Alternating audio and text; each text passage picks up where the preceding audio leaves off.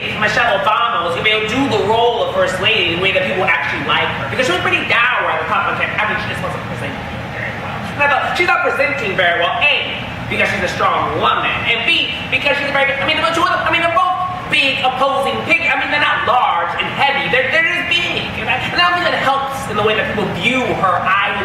You know, she's not like petite Miss Laura. She walks into the room, people have to navigate this very tall African-American woman.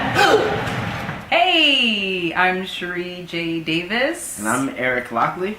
And we're from TMTC's Hope Speaks. Hope Speaks is a show that was devised by 6 friends, really, who just wanted to come together and talk about what the day of November 4th, 2008 was about. The energy of the nation as well as the world was so dynamic on that day that I think it affected everybody the day Obama was elected. So it doesn't matter if you voted for him, if you didn't vote at all, or if you voted against him.